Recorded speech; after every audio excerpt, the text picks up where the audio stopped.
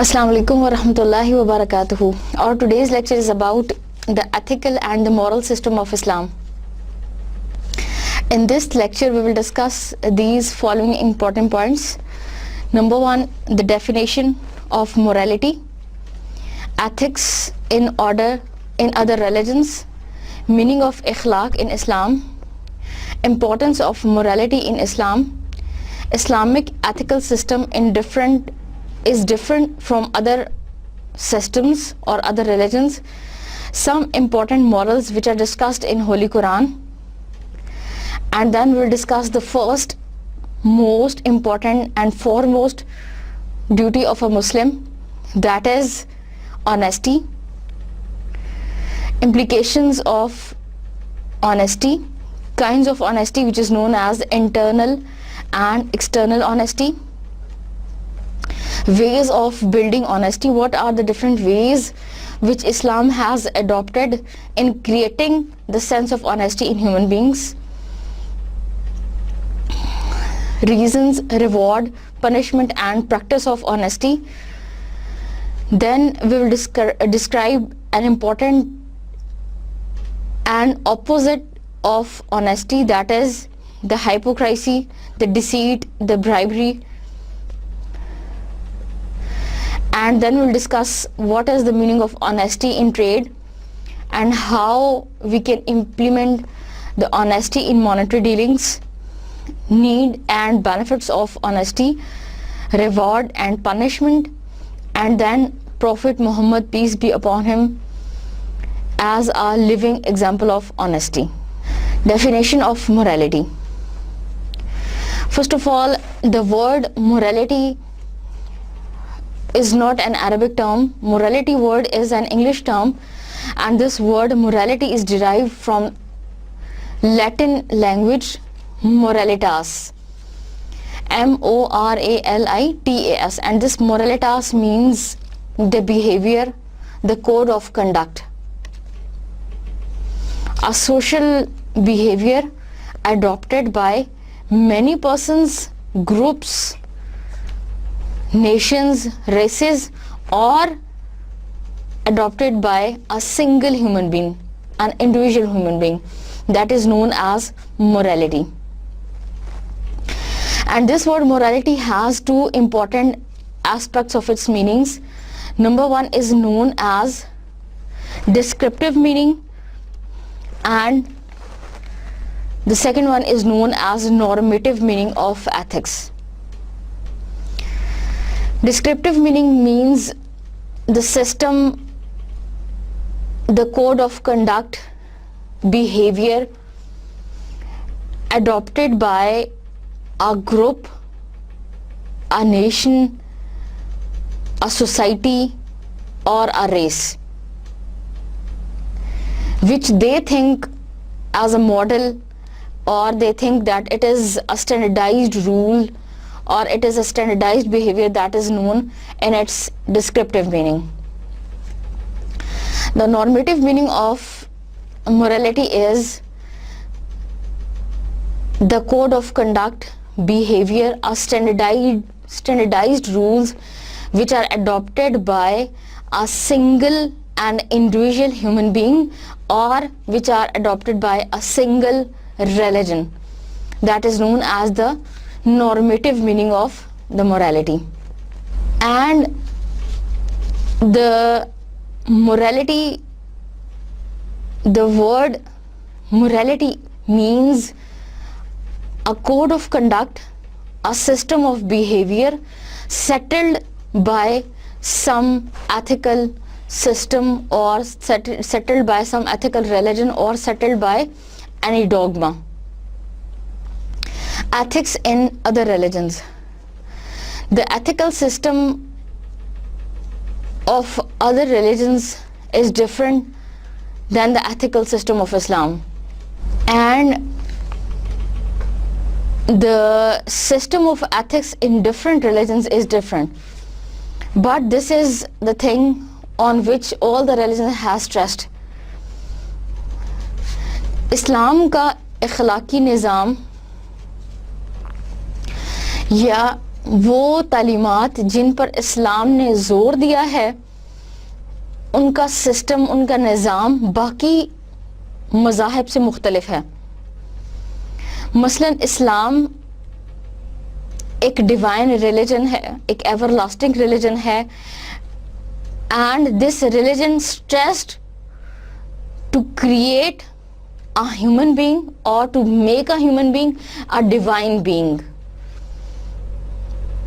اسلام یہ چاہتا ہے کہ ایک انسان کو صرف ایک انسان نہ سمجھا جائے یا ایک انسان نہ بنایا جائے، بلکہ ایک انسان کو ایک ڈیوائن بینگ، ایک خدائی مخلوق بنایا جائے. And how it is possible to make a human being a divine being? By creating in himself the good ethical system, by creating a divine ethics. And the second sense in which the ethical system of other religions is changed, that the other religions have stressed on some common or some ethical duties. For example, in Christianity there is a very great importance of the rights of the neighbors.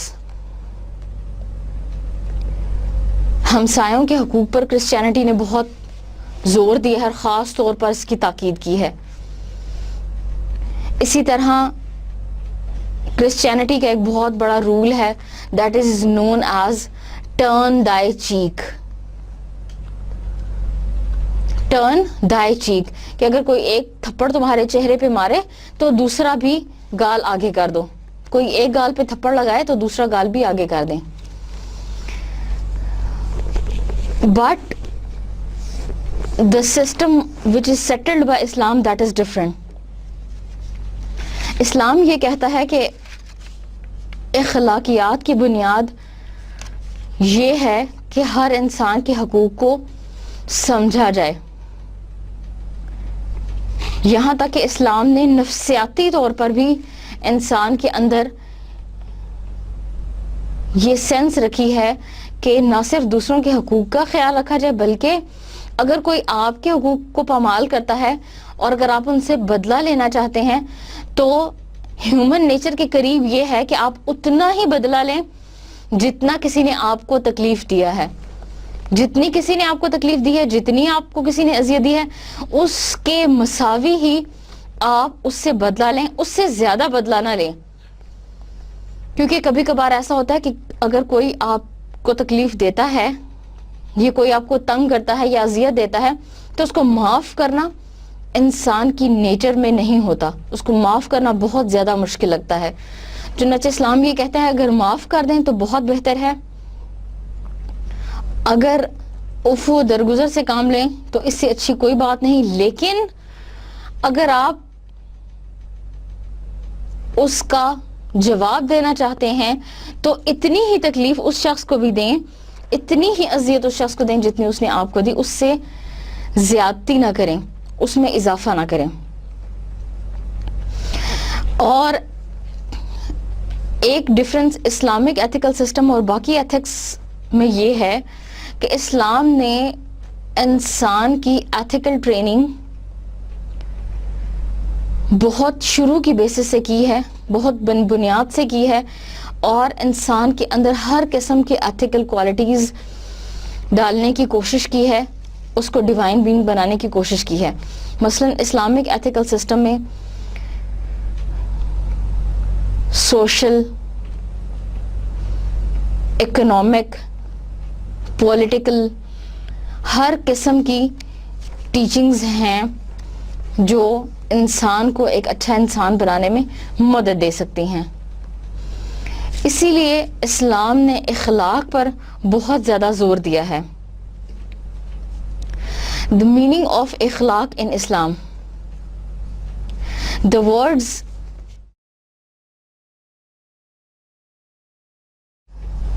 which Quran has used for this morality or this ethical system is اخلاق. The equivalent word of morality or ethics is ikhlaq. And this ikhlaq doesn't mean just a behavior. اس اخلاق کا مطلب صرف ایک سلوک نہیں ہے، بلکہ اخلاق سے مراد انسان کی تمام عادات و اطوار، انسان کے طور طریقے،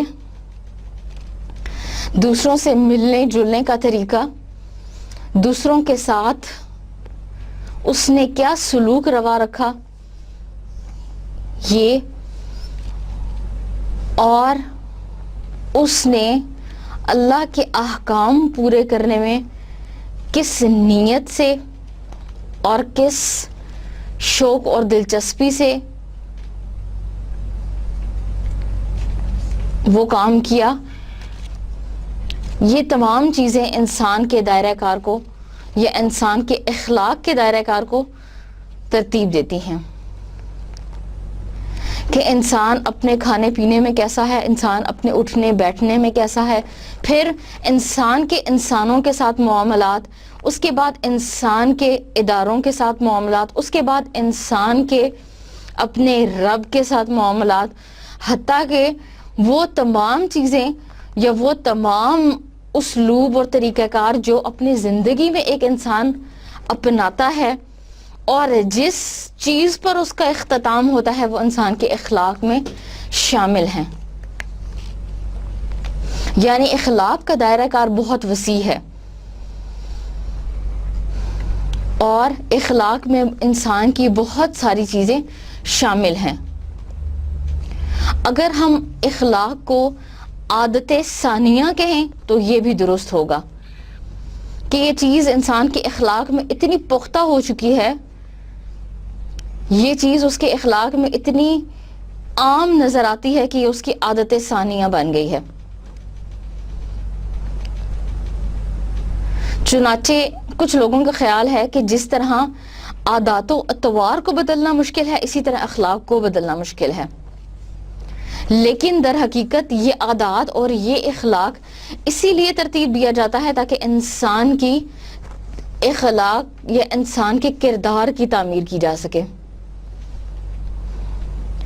انسان کے کردار کی تعمیر میں اور انسان کے کردار کو بنانے اور سنوارنے میں سب سے زیادہ اہم کردار اگر کوئی چیز ادا کرتی ہے تو وہ انسان کا اخلاق ہے. اور یہی وہ اخلاق ہے جو انسان کی پہچان ہے، اور یہی وہ اخلاق ہے جو ایک انسان کو دوسرے انسان سے مختلف قرار دیتا ہے. مثلا آپ کسی انسان سے ملے اور وہ بہت عرصے بعد آپ نے اس کو دوبارہ دیکھا، یا وہ انسان آپ سے ملنے کے بعد چلا گیا اور آپ کی اور اس کی ڈیلنگ یا آپ کا اور اس کا معاملہ یا آپ کا اور اس کا تعلق بہت کم وقت کا تھا، بہت تھوڑا وقت کا تھا، لیکن وہ وقت یا وہ عرصہ گزرنے کے بعد جب آپ دوبارہ اس شخص سے ملے، ہو سکتا ہے آپ اس کے چہرے کو نہ آپ اس کے نام کو نہ جانتے ہوں، لیکن جو چیز اس شخص کی پہچان کا ذریعہ بنے گی یا وہ چیز جس کے ذریعے آپ اس کو دوبارہ پہچانیں گے وہ اس کا اخلاق ہوگا کہ اس شخص نے میرے ساتھ ایسا رویہ رکھا یا اس شخص کا میرے ساتھ ایسا سلوک تھا، یہ وہی انسان ہے جس نے میرے ساتھ ایسا کیا، چاہے وہ اچھا ہو اور چاہے وہ برا ہو. تو اس معنی میں اخلاق ایک بہت وسیع چیز ہے، ایک بہت دور اندیش چیز ہے، اور اخلاق سے مراد صرف ایک انسان کا بیہیویئر یا صرف ایک انسان کا سلوک نہیں ہے، بلکہ اخلاق کا معنی مختلف اقوام، مختلف مذاہب اور مختلف نسل سے تعلق رکھنے والے لوگوں کے سلوک اور رویے کو بھی محیط ہے، اس کا بھی احاطہ کرتا ہے. یعنی اخلاق سے مراد ہے ان تمام لوگوں کی مختلف لوگوں کی اقوام، مختلف لوگوں کی نسلیں اور مختلف مذاہب سے تعلق رکھنے والے لوگوں کا بیہیویئر یا ان کا سلوک. چنانچہ اخلاق کا دائرہ کار بہت وسیع ہے. امپورٹنس آف morality ان اسلام. اسلام نے انسان کے اخلاق کی تعمیر پر بہت زیادہ زور دیا ہے، اور جیسا کہ ہم بتا چکے ہیں کہ اسلام چونکہ ایک ڈیوائن ریلیجن ہے، ایک ڈیوائن ورڈ ہے، چنانچہ اس نے انسان کو ایک ڈیوائن بینگ بنانے میں بہت امپورٹنٹ کردار ادا کیا ہے. اور اگر قرآن پاک کو دیکھا جائے تو اس میں جا بجا اللہ تعالیٰ نے اخلاق کی تعمیر، اچھے اخلاق اور مختلف قسم کی اچھی ایتھیکل کوالٹیز کون سی ہیں اس پر اسلام نے جا بجا زور دیا. ہر قرآن میں جا بجا وہ بیان کی گئی ہیں. اگرچہ قرآن ایک ایسی کتاب ہے جس میں صرف کلیات ذکر کیے گئے ہیں. قرآن صرف کلیات کی کتاب ہے، جزیات کی کتاب نہیں ہے. مین انجنکشنز، مین پرنسپلز جو ہیں وہ تو قرآن میں بیان کیے گئے ہیں، لیکن پرٹیکولر اسپیسیفک سچویشنز جو ہیں یا پرٹیکولر احکام جو ہیں، انجنکشنز جو ہیں وہ قرآن میں نہیں بیان کیے گئے. لیکن ایتھیکل سسٹم یا مورل سسٹم اتنا ضروری ہے اور اتنا اہم ہے کہ ایتھیکل سسٹم سے ریلیٹڈ چھوٹی چھوٹی باتیں اور پرٹیکولر انجنکشنز بھی قرآن نے ذکر کیے ہیں. قرآن ان کو اتنا اہم سمجھتا ہے. بظاہر یہ چھوٹی سی چیزیں معلوم ہوتی ہیں کہ چلنا کیسے ہے، انسان کی آواز کیسی ہونی چاہیے، انسان کو والدین کے ساتھ کیسا سلوک رکھنا چاہیے. بظاہر یہ چھوٹی چھوٹی سم ٹائمز یہ چھوٹی چیزیں شمار ہوتی ہیں، لیکن اسلام نے ان کو اتنی امپورٹنس دی ہے کہ اسلام نے ان کو بہت امپورٹنٹ سائڈ سے دیکھا ہے اور اسلام نے ان کو بھی ذکر کیا ہے. Even the holy Quran discusses how to walk. اللہ تعالیٰ کہتے ہیں اِنَّكَ لَن تَخْرِقَ الْأَرْضَ وَلَن تَبْلُغَ الْجِبَالَ طُولًا، کہ زمین پر عاجزی اور انکساری سے چلو، کیونکہ تم جتنے بھی بلند ہو جاؤ تمہارے پاؤں زمین پر ہی رہیں گے اور تمہارے پاؤں کی دھمک زمین کو توڑ نہیں سکتی، اور تم جتنے بھی بلند ہو جاؤ تم پہاڑ کے مقابلے میں چھوٹے ہی رہو گے. اگرچہ یہ بہت چھوٹی سی بات ہے، لیکن انسان کو ایک اچھا انسان بنانے میں چونکہ عاجزی اور انکساری کا بہت اہم کردار ہے، اس لیے اس چھوٹی سی کوالٹی کو بھی اسلام نے بہت خاص سمجھا ہے اور ذکر کیا ہے. انسان کی آواز، ان انکر الاصوات لصوت الحمیر، بے شک سب سے زیادہ ناپسندیدہ آواز گدھے کی ہے. چنانچہ انسان کو دھیمے لہجے میں، اچھے لہجے میں، مناسب لہجے میں رہتے ہوئے بات کرنی چاہیے. اور یہ جو لوگ چیخ چیخ کے بولتے ہیں یا بہت شور مچاتے ہیں، ان کے بارے میں قرآن نے کیا کہا ہے کہ سب سے بھدی اور بری اور ناپسندیدہ آواز گدھے کی ہے، اگرچہ وہ بھی بہت اونچا بولتا ہے. چنانچہ اسلام نے ان چیزوں پر اتنا زور دیا ہے، ان کو اتنا اہم سمجھا ہے کہ قرآن نے خاص طور پر الگ الگ ان کو ذکر کیا ہے. Then we will discuss that Islamic ethical system is different from other systems or other religions. کہ اسلام کا جو ethical system ہے وہ باقی moral code سے different ہے. For example, we will find that the Quran wants to create a world of personal ethics, family morals, social morals, business, political ethics and literal ethics. And there is no corner of human ethical system which is left by Holy Quran. Quran has discussed different political ethics, economic ethics, monetary dealing ethics, human ethics. چنانچہ ethics کا کوئی ایسا aspect نہیں ہے جو قرآن نے ذکر نہ کیا ہو یا جو اسلام نے نہ بیان کیا ہو.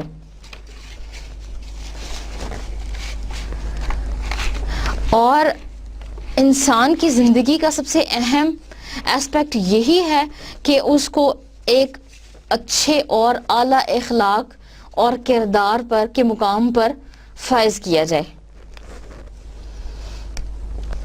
یہاں تک کہ نبی کریم صلی اللہ علیہ وسلم نے جب دین کی تبلیغ کی اور جب دین کو پھیلانا شروع کیا تو سب سے پہلی چیز جس پر انہوں نے محنت کی اور جس کی تعمیر میں انہوں نے دن رات صبح و شام صرف کیا وہ انسان کے اخلاق کی تعمیر تھی.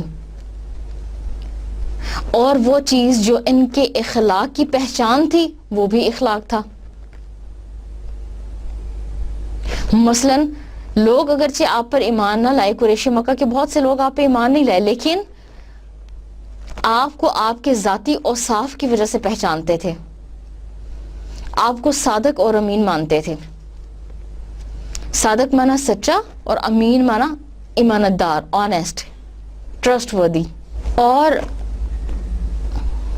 قرآن کا ایتھیکل سسٹم یا اسلام کا ایتھیکل سسٹم اس طرح سے بھی مختلف ہے کہ اس نے ایک مورل یا بیہیویئر کا سٹینڈرڈ سیٹ کر دیا ہے، اخلاق اور کردار کا ایک سٹینڈرڈ بنا دیا ہے، اور اس کے بعد آپ صلی اللہ علیہ وسلم کو اس پر فکس کر دیا ہے اور لوگوں کو بتایا ہے کہ یہ وہ سٹینڈرڈائزڈ رولز ہیں جو قرآن کی روشنی میں آپ نبی کریم صلی اللہ علیہ وسلم کی ذات میں دیکھ سکتے ہیں. گویا اسلام نے اخلاق اور کردار کی ایک واضح تصویر، ایک چلتی پھرتی اور جیتی جاگتی مثال اور تصویر پیش کی ہے.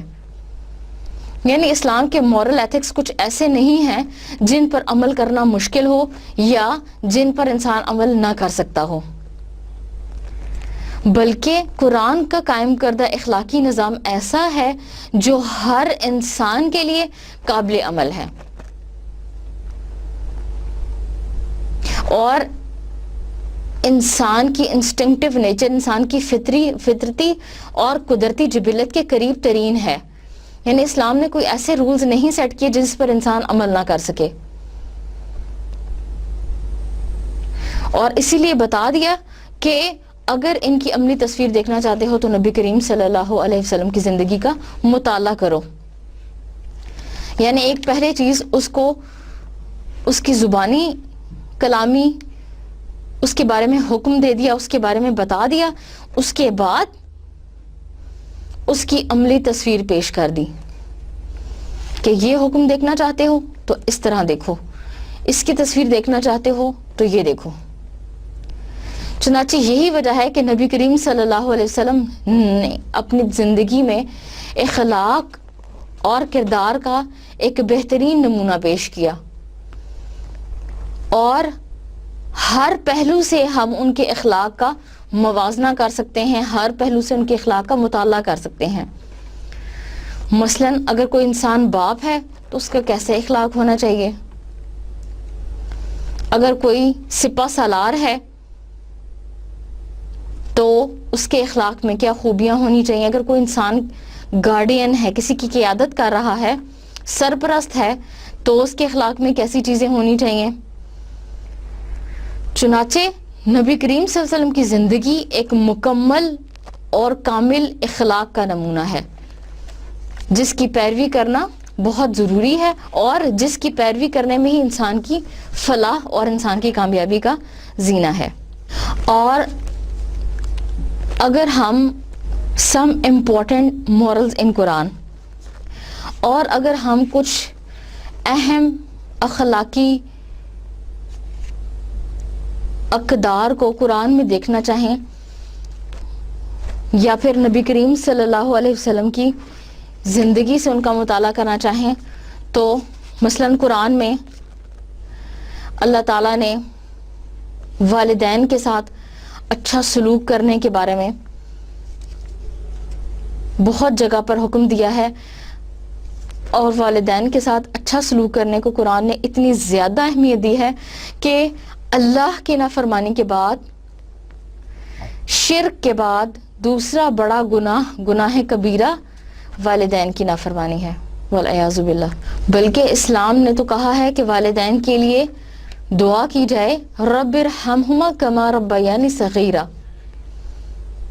اور والدین کی ہر قسم کی نافرمانی سے بچا جائے۔ اسی طرح اچھے اخلاق کے بارے میں نبی کریم صلی اللہ علیہ وسلم نے بہت سارے ارشادات بیان فرمائے ہیں۔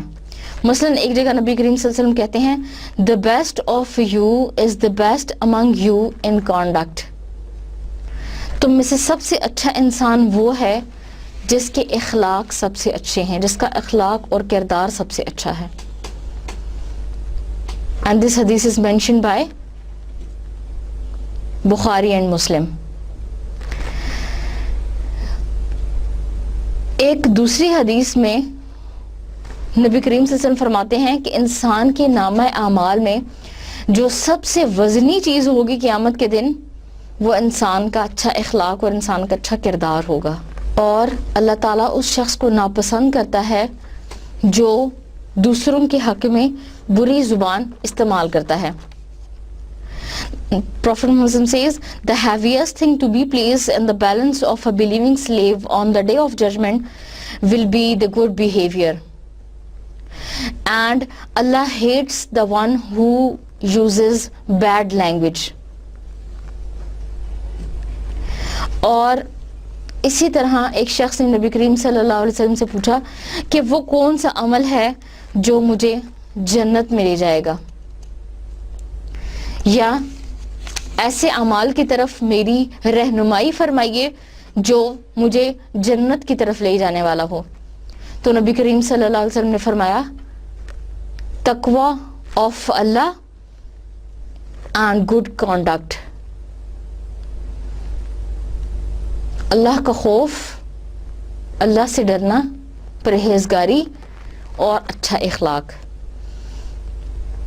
یعنی انسان صرف ان دو چیزوں پر اگر عمل کرے تو وہ جنت میں داخل ہونے کا حقدار قرار دیا جا سکتا ہے۔ In another hadith, the Prophet Muhammad ﷺ made distinctions among Muslims based on their behavior. The Prophet Muhammad says the most perfect man in his faith among the believers is the one whose behavior is the most excellent، کہ ایمان لانے والوں میں سے سب سے اچھا اور سب سے بہترین انسان وہ ہے جس کا اخلاق سب سے اچھا ہے۔ And the best of you are those who are the best of their wives، اور تم میں سے سب سے بہترین وہ ہے جو اپنے اخلاق کو اپنے بیویوں کے حق میں یا اپنے اہل خانہ کے حق میں سب سے زیادہ بہتر رکھتا ہے۔ حتیٰ کہ نبی کریم صلی اللہ علیہ وسلم نے یہ بھی فرمایا کہ قیامت کے دن ہر انسان کا جنت میں جو درجہ ہے وہ اس کے اخلاق کی وجہ سے مختلف ہوگا، یعنی جتنا اچھا اور جتنا اعلیٰ کردار اس نے دنیا میں نبھایا ہے، جتنا اچھا اخلاق اس نے اختیار کیا ہے، اتنا ہی اچھا درجہ اسے جنت میں ملے گا۔ Prophet Muhammad says, the dearest and the nearest among you to me on the resurrection day will be the one who is the best in conduct، کہ قیامت کے دن سب سے نزدیک وہ انسان ہوگا جس کا اخلاق سب سے اچھا ہے۔ اور اسلام کا قائم کردہ اخلاقی نظام ایسا ہے جس کا سورس، جس کا ذریعہ ایک ڈیوائن ذریعہ ہے، یعنی اللہ تعالیٰ نے اس کو خود نازل کیا ہے۔ چنانچہ اس میں ایسے احکام ہیں جو انسان کی جبلت، انسان کی فطرت کے قریب ہیں اور انسان کو ایک بہترین مخلوق بنانے میں بہت اہم کردار ادا کرتے ہیں. اور چونکہ اس نظام کی بنیاد ریویلیشن ہے، وہی ہے، اس لیے اس کو بدلنا یا اس نظام کو تبدیل کرنا بھی درست نہیں ہے. اور جو شخص اس نظام کے خلاف چلتا ہے یا اس کو توڑنے کی کوشش کرتا ہے تو اس سے تمام معاشرے میں انسان کی اپنی انفرادی زندگی میں بگاڑ اور اختلاف پیدا ہوتا ہے. اور اسلام کے اخلاقی نظام کی ایک خصوصیت یہ بھی ہے کہ یہ آنے والے وقتوں کے لیے بھی انسان کو رہنمائی فراہم کرتا ہے، اور اس کے جو احکامات ہیں وہ وقت یا پھر مکان اور جگہ کے تبدیل ہونے سے نہیں تبدیل ہوتے. یعنی اسلام کے احکام ایسے ہیں جو ہر وقت اور ہر جگہ رہنے والوں کے لیے ایپلیکیبل ہیں. They are applicable and they are universal for all the human beings for all the times to come till the day of judgment, and for all the people they are universal. They will be applicable till the day of judgment. ایسا نہیں ہو سکتا کہ کوئی شخص اگر کسی ایک حکم پر عمل کر رہا ہے تو کوئی جگہ یا مقام کے بدل جانے کی وجہ سے وہ اس پر عمل نہ کر سکے. مثلا ایک بندہ پاکستان میں تو سچ بول رہا ہے لیکن امریکہ میں چلا جائے یا انگلینڈ میں چلا جائے تو وہاں وہ سچ نہ بول سکے. یا کسی ایک اخلاقی کوالٹی پر وہ ایک جگہ تو عمل کر سکتا ہے لیکن دوسری جگہ عمل نہیں کر سکتا، بلکہ یہ اپنی حیثیت میں عالمگیر ہیں. اور جن اخلاقی کردار کو اسلام نے اچھا کہا ہے یا اسلام نے ان کو بہتر سمجھا ہے یا اسلام نے ان پر زور دیا ہے، وہ ہمیشہ ہر وقت اور ہر جگہ پر لوگوں کے لیے ایپلیکیبل ہوں گے، اور لوگ ان کو اچھا اور ویسا ہی سمجھیں گے جیسا آج سمجھتے ہیں.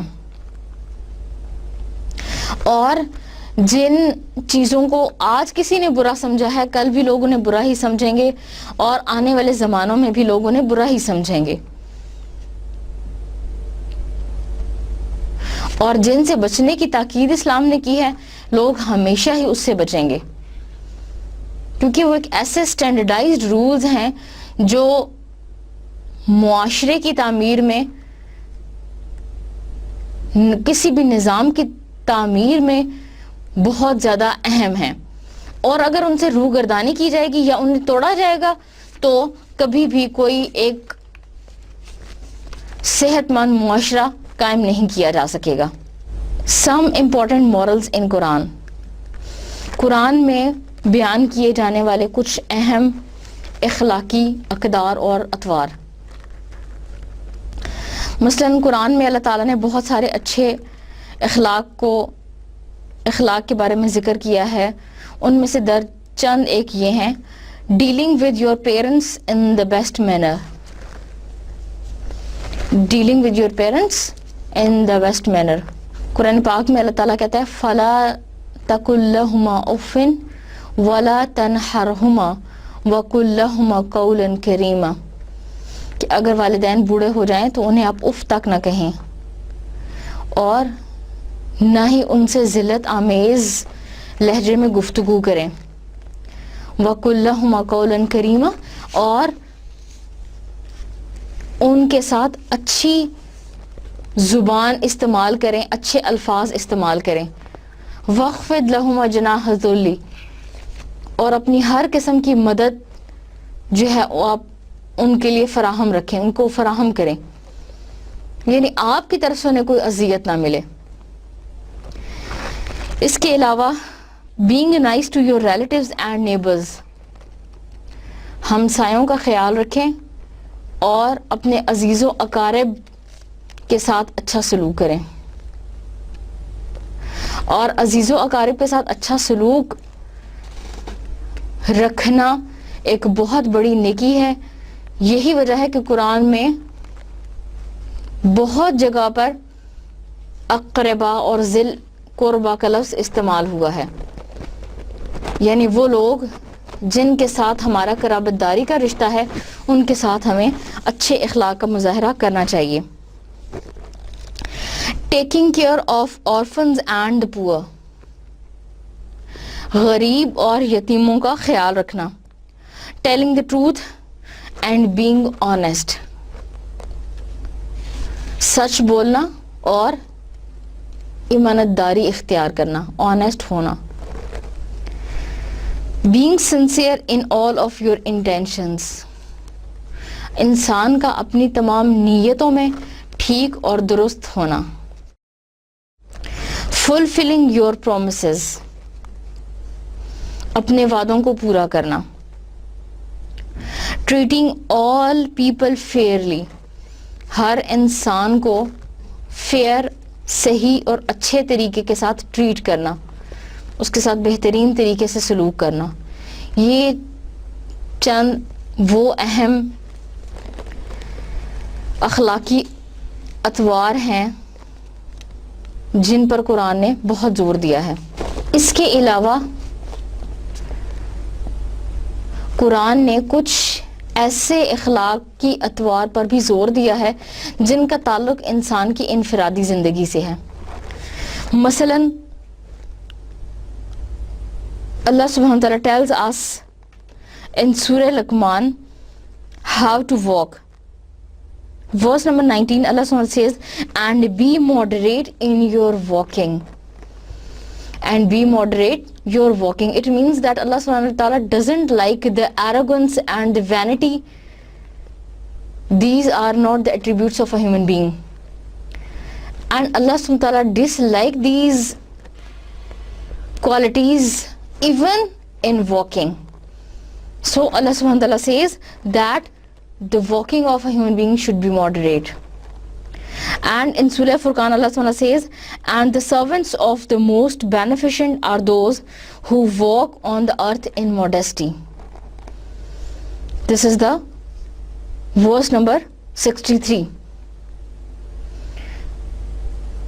That the servants of Allah subhanahu wa ta'ala are those who are moderate in their walking, جو اپنی چال میں اعتدال اختیار کرتے ہیں. اور اسی طرح سورہ بنی اسرائیل ورس نمبر 37 میں اللہ تعالیٰ کہتے ہیں and walk not on earth with conceit and arrogance.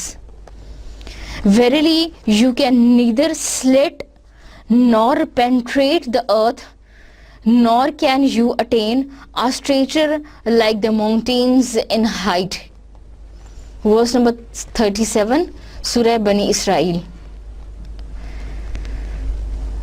Arrogance, تکبر اور غرور ایک ایسی کوالٹی ہے، ایک ایسی صفت ہے انسان کے اندر کہ جس کو اللہ تعالیٰ نے سخت ناپسند کیا ہے. چنانچہ اللہ تعالیٰ نے کہ انسان کی چال میں بھی تکبر نہ ہو درج ذیل آیات بیان کی ہیں.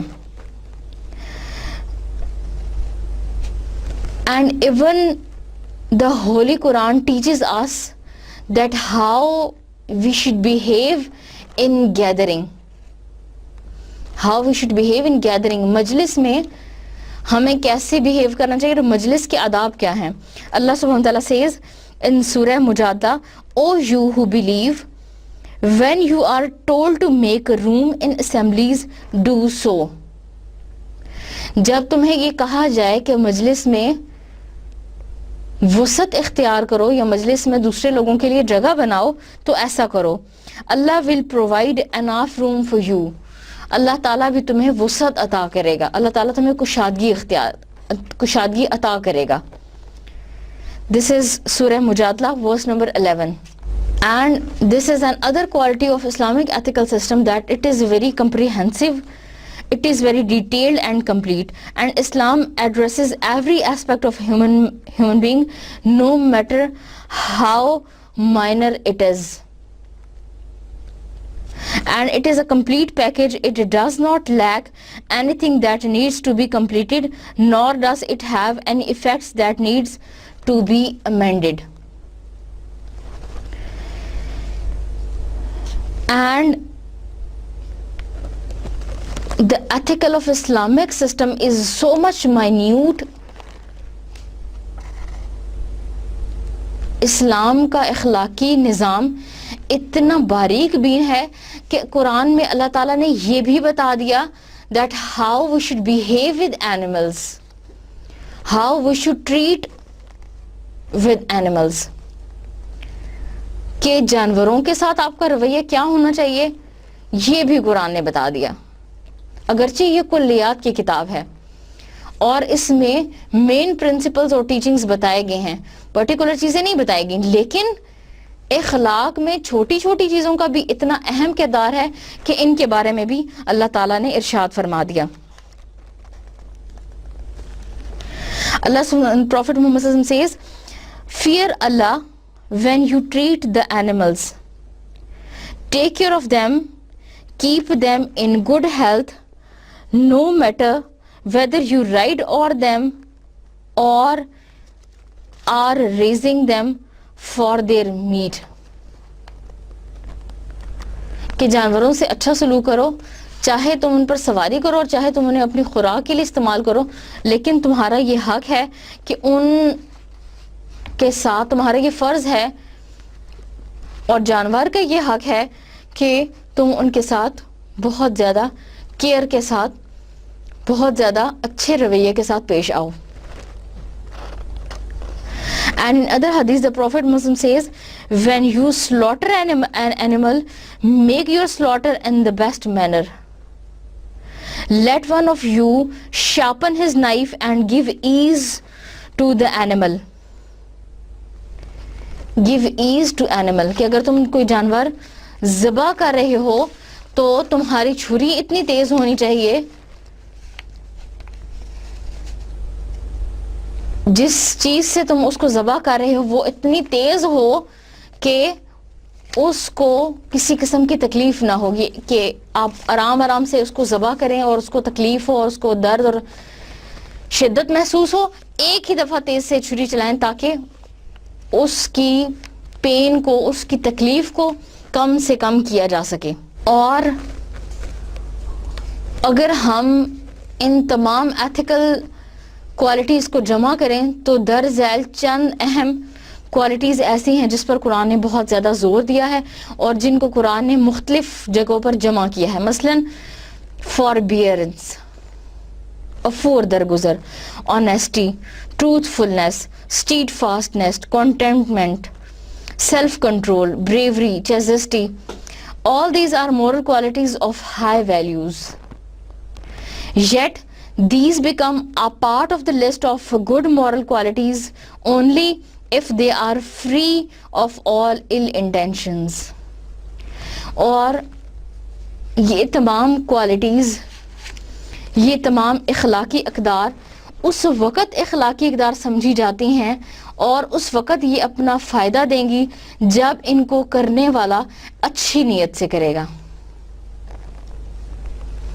اگر آپ کوئی نیکی کر رہے ہیں اور کوئی اچھا کام کر رہے ہیں لیکن بظاہر تو وہ اچھا ہے لیکن اس کے پیچھے آپ کی کوئی بری انٹینشن ہے, کوئی بری نیت ہے, تو اس کا اجر بھی نہیں ملے گا اور اس کا فائدہ بھی نہیں ہوگا.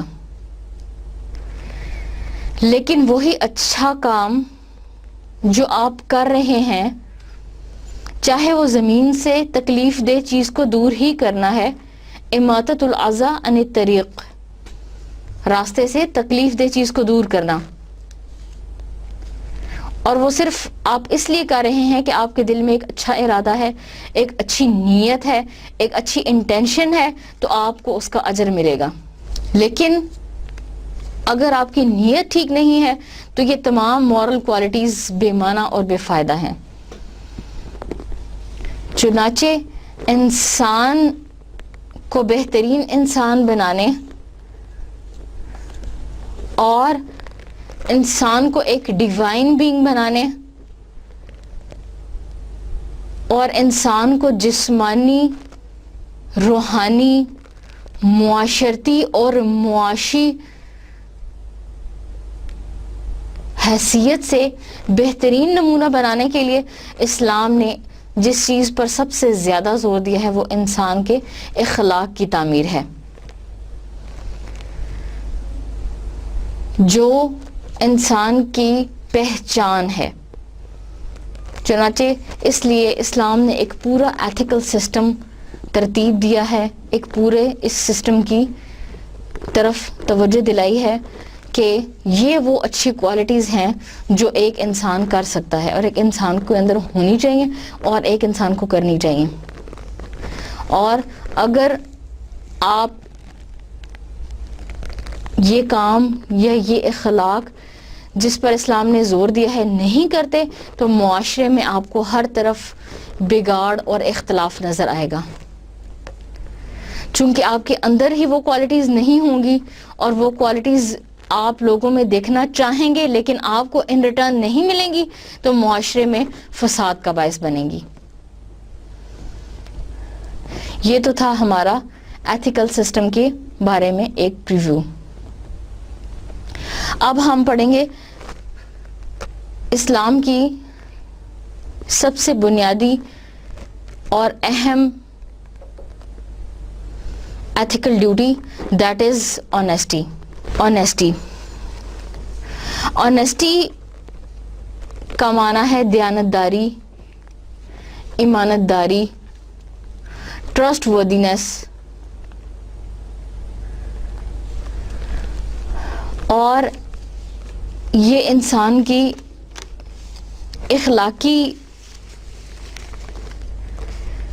اخلاقی فرائض میں سے اہم ترین فریضہ ہے، کیونکہ یہ وہ چیز ہے جس کا ان ریٹرن یا جس کا جواب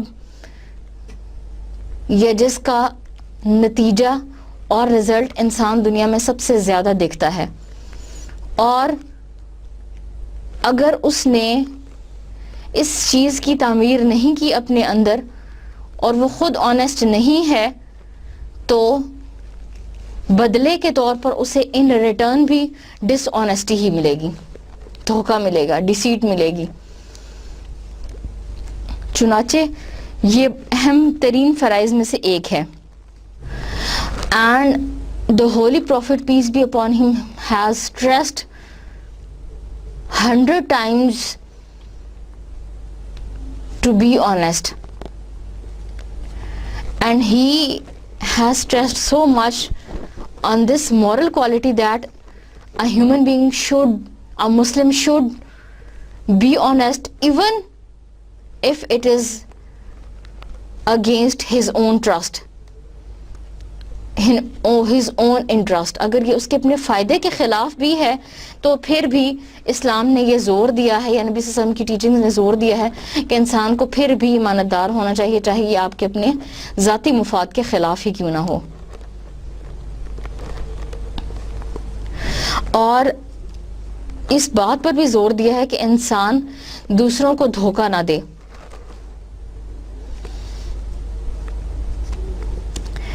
اور انسان ذاتی طور پر اور اجتماعی طور پر دونوں طور پر ضروری ہے کہ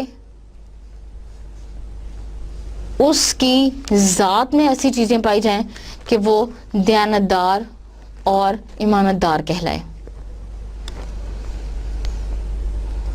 کیونکہ یہ ایک ایسی کوالٹی ہے جس کی ضرورت نہ صرف اس کی ذات کو ہے بلکہ ایک ایسی کوالٹی ہے جس کی ضرورت اس کے معاشرے کو بھی ہے. چنانچہ اسلام نے اس پر بہت زیادہ زور دیا ہے اور بار بار انسان کے ایمانت دار ہونے پر، دیانتدار ہونے پر زور دیا ہے. Implications of honesty. Honesty in fact is a blanket term.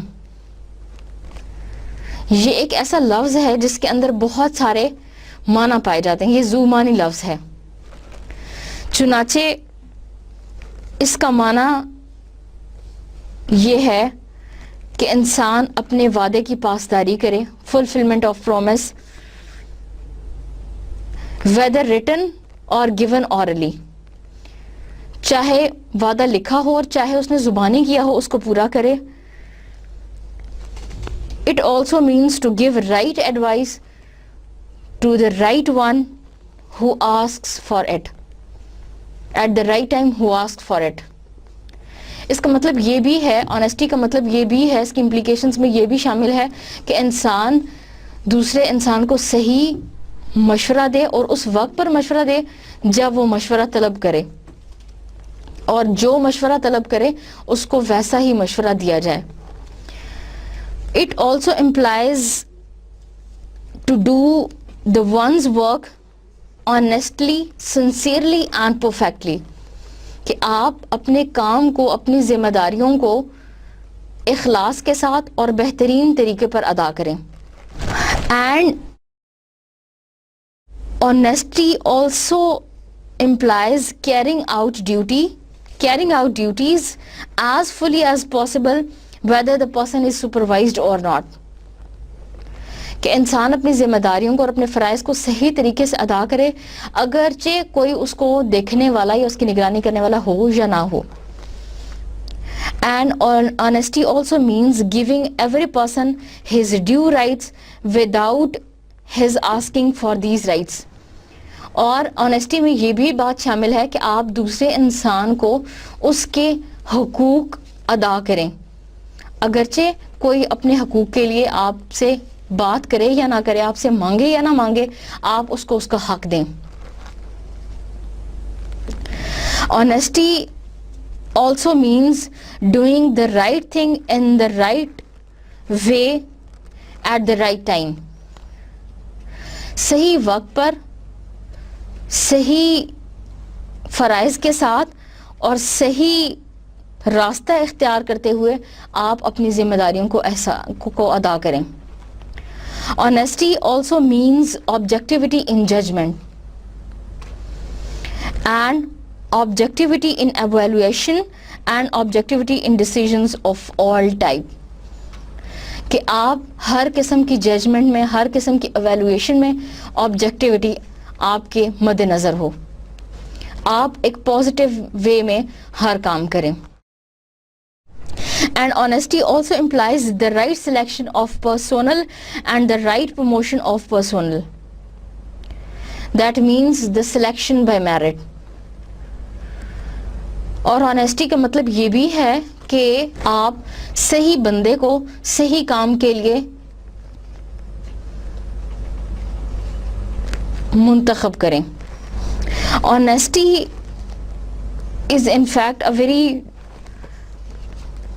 deep word and it also covers telling the truth.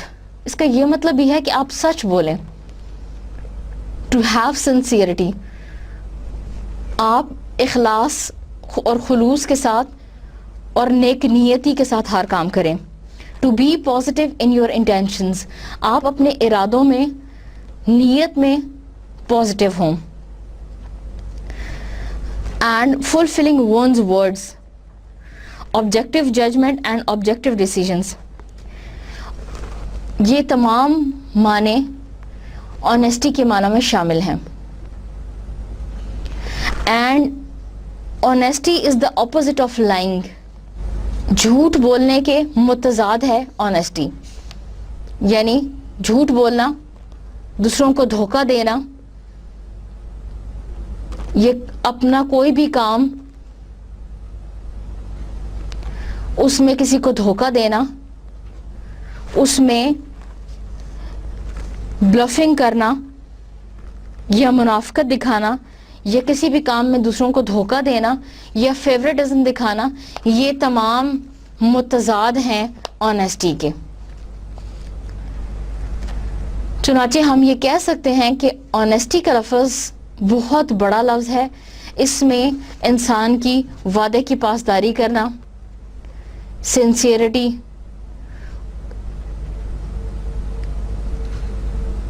carrying out one's duties with full and positive intention, to be positive in objectivity, judgment and evaluation, یہ تمام معنی جو ہیں honesty کے معنی میں شامل ہیں. Now the kinds of honesty. Honesty کی ایمانداری یا دیانتداری کی مختلف اقسام.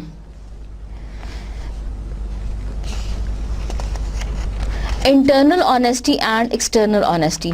Internal honesty means which is judged by the person himself alone. داخلی ایمانداری یہ ہے کہ آپ جو کچھ کر رہے ہیں آپ خود ہی اس کا اندازہ لگا لیں. آپ کی اپنی ذات یا آپ خود